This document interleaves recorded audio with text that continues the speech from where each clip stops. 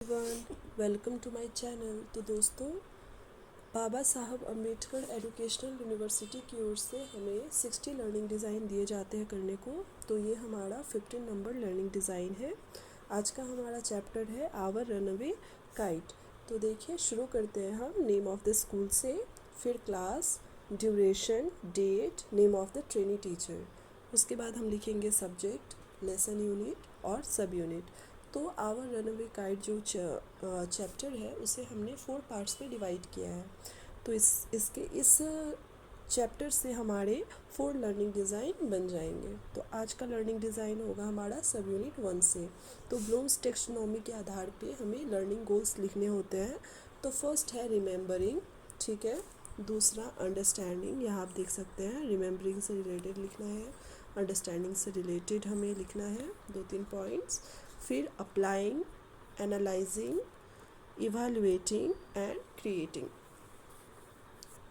उसके बाद analyse learners and the context में चैप्टर से रिलेटेड कुछ भी क्वेश्चन हम कर सकते हैं बच्चे के प्रीवियस नॉलेज को जांचने के लिए, ठीक है।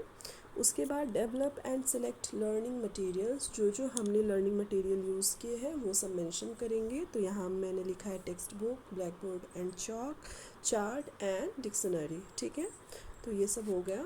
उसके बाद लर्निंग स्ट्रैटेजीज़ में क्या करना है, about the author and related strategies लिखना है। तो अबाउट द ऑथर के बारे में हम लिखेंगे, ठीक है।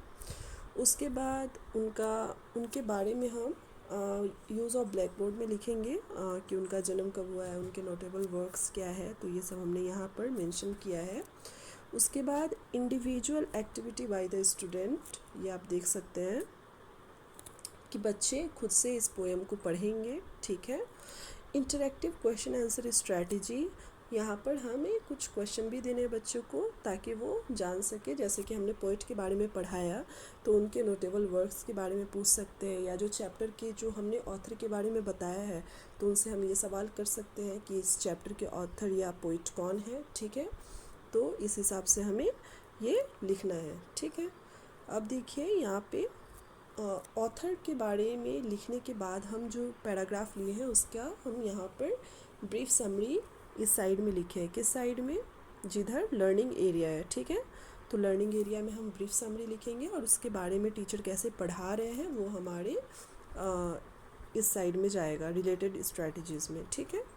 यहाँ आप देख सकते हैं यूज़ ऑफ डिक्शनरी, यहाँ पर हमने लिखा है। यूज़ ऑफ ब्लैक बोर्ड, यहाँ भी हमने यूज़ ऑफ ब्लैक बोर्ड किया है ताकि जो भी डिफ़िकल्ट वर्ड्स है उसके मीनिंग हम ब्लैक बोर्ड पे लिख सके, ठीक है। फिर यूज़ ऑफ इंस्ट्रक्शनल मटेरियल्स, हमने यहाँ पे चार्ट का यूज़ किया था तो इसीलिए मैंने यहाँ पर मेंशन कर दिया है, आप देख सकते हैं। आप भी ऐसे लिख सकते हैं।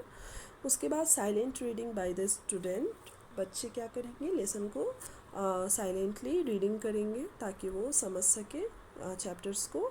उसके बाद इंटरैक्टिव क्वेश्चन आंसर स्ट्रैटेजीज़, जो चैप्टर हमने पढ़ाया है वो बच्चे को समझ में आया नहीं आया वो जानने के लिए हम क्या करेंगे, कुछ क्वेश्चन आंसर करेंगे जिससे हमें पता चले कि बच्चों को कितना समझ में आया है।